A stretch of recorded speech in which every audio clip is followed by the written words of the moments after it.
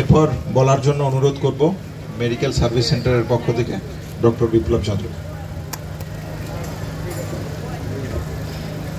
আপনারা আজকে অনেক লম্বা একটা মিছিল হেঁটে শ্যামবাজার পাঁচমাথার মোড়ে আমাদের ঠিক পেছনে যে মানুষটার মূর্তি রয়েছে, নেতাজি সুভাষচন্দ্র বসু, এই বাংলা রবীন্দ্রনাথের বাংলা, সুভাষ বোসের বাংলা, মাতঙ্গিনীর বাংলা, প্রীতিলতার বাংলা। এখানে আমাদের ছোট বোন আরজিগড়ের কৃতি ছাত্রী, তাকে খুন হতে হলো।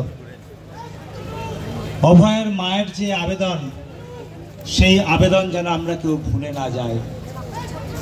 আমরা কেউ ভুলিনি, আর ভুলিনি বলেই আমরা 1 বছর অতিক্রম করেও আজকে আমরা সারা রাত এখানে যাচ্ছি।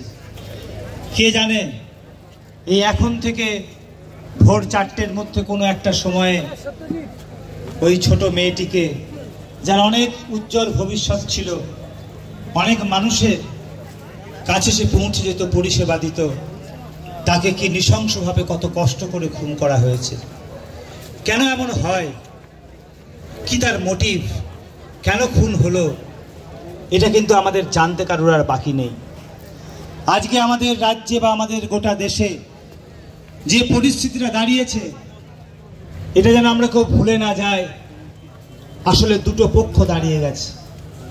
একটা পক্ষ হচ্ছে আপনি কি ধর্ষণের পক্ষে, দুর্নীতির পক্ষে, খুনের পক্ষে, রাহাজানির পক্ষে, থ্রেট কালচারের পক্ষে, নাকি আপনি ধর্ষণের বিরুদ্ধে, খুন, থ্রেট কালচার এগুলোর বিরুদ্ধে? এই যে মানুষ আজকে লড়ছে, তার পক্ষে কি আপনি দাঁড়াচ্ছেন নাকি তার বিরুদ্ধে দাঁড়াচ্ছেন?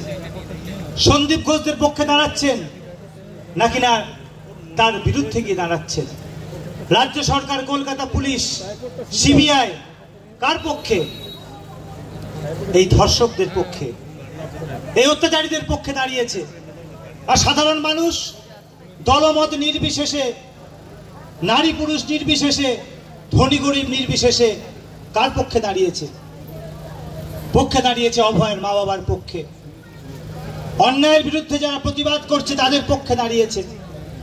এই অনিকেত, আশফাকুল্লাহ, দেবাশিস যারা লড়ছে, যারা প্রতিবাদ করছে, West Bengal junior doctors front, যাদের নেতৃত্বে সারা পশ্চিমবঙ্গে, সারা ভারতবর্ষের মানুষ এই লড়াইয়ে নেমেছিল, তাদের বিরুদ্ধে আজকে সরকার খড়গহস্ত। আজকে এদেরকে কি করে বিপদে ফেলা যায় তার চেষ্টা করছে। আর সাধারণ মানুষ এদের জন্য চোখের জল ফেলছে, বলছে দেখো একটা অন্যায়ের প্রতিবাদ করতে গিয়ে এরা এদের কেরিয়ারকেও বিসর্জন দিচ্ছে। হ্যাঁ, এরকমই তো বাংলা। এই তো সুভাষ বোসের বাংলা। সুভাষ বোসকে কি আমরা আইসিএস পাশ করেছিল বলে শুধু শ্রদ্ধা করি? না, উনি আইসিএস এ 4th হয়েছিলেন। আমরা কিন্তু কে ফার্স্ট হয়েছিল, সেকেন্ড হয়েছিলেন, ওই ব্যাচে 3rd হয়েছিলেন, তার নাম কিন্তু আমরা জানি না। আমরা সুভাষ বোসকে জানি কারণ উনি দেশের জন্য প্রাণ দিয়েছিলেন বলে। ফলে আজকে যদি সত্যিকারে ভগৎ সিং, ক্ষুদিরাম, আশফাকুল্লাহ, প্রীতিলতা, সুভাষ বোসের যদি উত্তরাধিকার হতে হয়, তাহলে এই তো অনিকেতরা, এই তো দেবাশিসরা, এই তো আশফাকরা। তাহলে দুটো পক্ষ আমরা যারা এখানে দাঁড়িয়ে আছি, এখানে শুধু ডাক্তার বলে নয়, নার্স বলে নয়, প্রফেসর বলে নয়, ঠেলাওয়ালা বলে নয়, দোকানদার বলে নয়, আমাদেরকেও আজকে ঠিক করতে হবে আমরা কার পক্ষে। আমরা কি চাইবো এই বাংলায়, এই দেশে এই ধরনের সংস্কৃতি চলবে আর আমরা মুখ বুজে বসে থাকবো? আমাদের বাড়িটা যতই সুরক্ষিত করি না কেন, আমি আমার মেয়েকে, আমার বোনকে, আমার স্ত্রীকে, আমার প্রেমিকাকে রক্ষা করতে পারবো না যদি এই সমাজটাকে আমরা সুন্দর না করতে পারি। আর এই সমাজটাকে সুন্দর করতে দিচ্ছে না কারা? দিচ্ছে না আজকে এই শাসক, এই পশ্চিমবঙ্গের শাসক, কেন্দ্রের শাসক, এমনকি বিচার ব্যবস্থা পর্যন্ত কিন্তু মানুষকে ন্যায় বিচার দিচ্ছে না। সুপ্রিম কোর্টের বিচার আমরা চোখের সামনে দেখেছি, মানুষ হতাশা ব্যক্ত করেছে। এই সুপ্রিম কোর্টের বিচারপতিদেরকে আমরা ভগবান তো ভাবি, কিন্তু কোথায় কোথায় অভয়ের বিচার? বিচার তো আমরা পেলাম না। তাহলে বিচার যদি ছিনিয়ে আনতে হয়, তাহলে রাস্তাই কিন্তু একমাত্র পথ। আমাদের কিন্তু লড়াইটা চালিয়ে যেতে হবে। অনেকে বলছে 1 বছর হয়ে গেছে, আর কি হবে? এই বিরাট একটা শাসন ব্যবস্থা, এই অত্যাচারী শাসন, এর ক্ষমতা কিন্তু বিরাট। এই ক্ষমতা শুধু পশ্চিমবঙ্গে সীমাবদ্ধ নেই।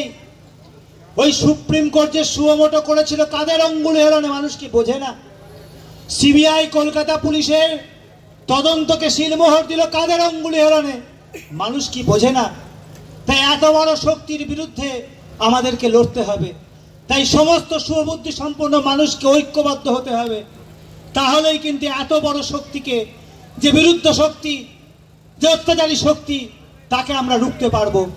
শুধু একটা সরকার বদলালেও হবে না, আমার যেটুকুনি ক্ষুদ্র বুদ্ধিতে বুঝি। এই যে যন্ত্রণাদায়ক একটা পরিস্থিতি, মানুষকে অমানুষ করবার যে একটা প্রচেষ্টা চলছে সর্বত্র, ব্লু ফিল্মের প্রচেষ্টা চলছে, মদের লাইসেন্স চলছে, মোবাইল যত্রতত্র ছড়িয়ে দাও, মেয়েদেরকে অত্যাচার করো, মেয়েদের শরীর নিয়ে ব্যবসা করো, এই ধরনের যে একটা প্রচেষ্টা চলছে, তাতে মদত দেয় দেখবেন সমস্ত সরকাররা। কেন দেয়? আমাদেরকে অমানুষ করবার জন্য। বলে তোমরা ক্ষুদিরামের চর্চা করো না, সুভাষ বোসের চর্চা করো না, রবীন্দ্রনাথের ছবি টাঙিও না।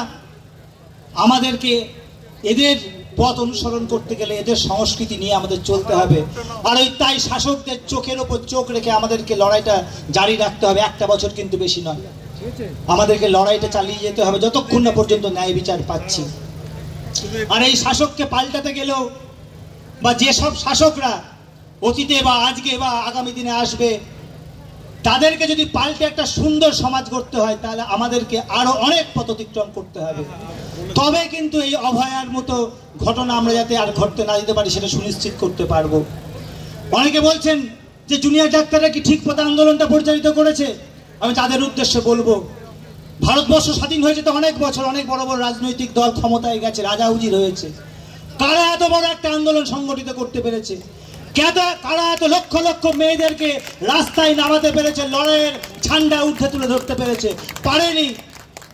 অনেক বড় বড় কথা বলেছে অনেকে, যে আমাদেরকে সঙ্গে নেয়নি, আমাদের তারা বুদ্ধি বিবেচনা নেয়নি, পরামর্শ নেয়নি বলে। ওই ডাক্তাররা, জুনিয়র ডাক্তার, তারা তো বাচ্চা ছেলে, তারা কি আন্দোলন বোঝে? তারা তো বিবেকটা জানে, তারা তো মনুষ্যত্বটা জানে, নৈতিকতা জানে। তাই তারা শুধু ভাঁওতাবাজি দেয় না, তারা লড়াই করে। সেই লড়াইয়ে আমরা যাতে সবাই থাকতে পারি, তার প্রতিশ্রুতি আজকে দিয়ে গেলাম।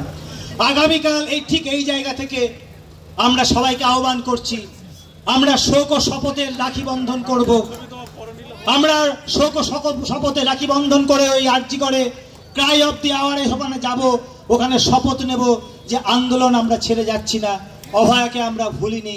আমরা অভয়ের মা বাবার যে চোখের জল, অন্তরের যে বেদনা, সেটা বহন করে আমরা লড়াই চালিয়ে যাব যতদিন না পর্যন্ত ন্যায় বিচার পাচ্ছি। আপনারা সকলে সঙ্গে থাকবেন। ন্যায় বিচার অবশ্যই একদিন পাওয়া যাবে। শাসক শেষ কথা বলতে পারে না, সচেতন জনগণ, ঐক্যবদ্ধ জনগণ শেষ কথা বলে। এই বলে সবাইকে ধন্যবাদ জানিয়ে, এই আন্দোলন ব্যর্থ হয়নি, ব্যর্থ হতে পারে না। আপনারা ভাববেন না এই আন্দোলন ব্যর্থ হয়েছে, নাহলে বিনীত গোয়েলের মতো লোককে অপসারণ করতে হয়নি, বাধ্য হয়নি। মুখ্যমন্ত্রীকে এইরকম অপদস্থ হতে এর আগে কখনো হয়নি। কারা করলো? এই জুনিয়র ডাক্তারদের আন্দোলন, নাগরিকদের আন্দোলন। ফলে এই আন্দোলন দীর্ঘস্থায়ী হোক, দাবি পূরণ হবে, এই বলে আমি শেষ করছি। ধন্যবাদ।